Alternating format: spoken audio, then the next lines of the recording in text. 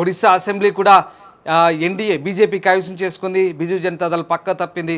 ఇక్కడ మొత్తం 21 ఎంపీ స్థానాలు ఎన్డీఏ 18, అధికార బీజేడీ కేవలం 2 స్థానాలకే పరిమితమైన పరిస్థితి. చాలా దారుణంగా వెనక్కి నెట్టివేయబడ్డ పరిస్థితి కనబడుతోంది. ఇక కేరళలో మాత్రం యూడీఎఫ్ మరొకసారి తిరుగులేని శక్తిగా ఆవిర్భవించింది. అక్కడ మొత్తం 20 స్థానాలకు యూడీఏ 16, ఎన్డీఏ 2, ఎల్డీఎఫ్ 2 స్థానాలు ఆధిక్యంలో కనబడుతున్నాయి. తెలంగాణలో మాత్రం ఈసారి బీజేపీ అనూహ్యంగా పుంజుకుంది. గణనీయమైన సీట్లు సాధిస్తోంది.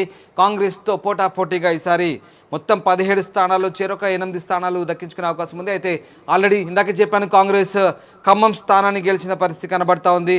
అలాగే ఇక మిగతా స్థానాల్లో ఇక జార్ఖండ్, అస్సాం, ఛత్తీస్గఢ్, ఢిల్లీ, ఉత్తరాఖండ్, హిమాచల్ ప్రదేశ్, త్రిపుర, అండమాన్ అండ్ నికోబార్ ఐలాండ్స్ తర్వాత ఈ రాష్ట్రాల్లో బీజేపీ స్పష్టమైన ఆధిక్యంలో వెళ్తుంది. మిగతా రాష్ట్రాల్లో ఇండియా కూటమి కనబడుతున్న పరిస్థితి. మరొక అప్డేట్ అందుతుంది. తెలుగు రాష్ట్రాల్లో ముఖ్యంగా ఏపీకి సంబంధించి నారా లోకేష్ మంగళగిరి నుంచి గెలుపొందారు. అండ్ మరొక ఇంపార్టెంట్ అప్డేట్ అందుతోంది.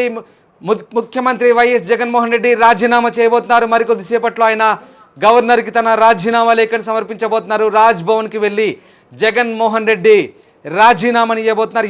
జగన్మోహన్ రెడ్డి గద్దె దిగబోతున్నారు. ఆయన స్వయంగా ముఖ్యమంత్రి పదవికి రాజీనామా లేఖను గవర్నర్కు సమర్పించబోతున్నారు. మరికొద్ది క్షణాల్లో ఏ క్షణమైనా జగన్మోహన్ రెడ్డి రాజ్ భవన్కు వెళ్ళే అవకాశం ఉంది. వైసీపీ నేతలతో కలిసి జగన్మోహన్ రెడ్డి ఆయన గవర్నర్కు రాజ్ భవన్కు వెళ్ళి గవర్నర్కు తన రాజీనామా లేఖను సమర్పించబోతున్నారు. At the same time Chandrababu Naidu 9వ తేదీన ప్రమాణ స్వీకారానికి ఏర్పాటు చేస్తున్నారు కూటమి. మరి ముఖ్యంగా తెలుగుదేశం పార్టీ చాలా జోష్తో ఉంది. అటు చంద్రబాబు ప్రమాణ స్వీకారానికి సిద్ధమవుతుంటే జగన్మోహన్ రెడ్డి చాలా ఘోరమైన ఓటమిని చవి చూసిన పరిస్థితి కనబడతా ఉంది. ఊహించని ఓటమితో, భారీ ఓటమితో జగన్మోహన్ రెడ్డి చాలా అవమానకరమైనటువంటి రీతిలో వైసీపీ ఓటమి చెందుతుంది.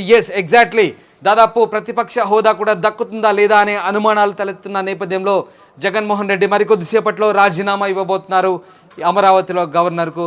At the same time Telugu Desam party అటు అధికారం పీఠాన్ని ఎక్కేందుకు సన్నాహాలు ప్రారంభిస్తుంది. కూటమి నేతలంతా కూడా ప్రమాణ స్వీకారానికి ఏర్పాటు చేసుకుంటున్న పరిస్థితి. రైట్. ఇక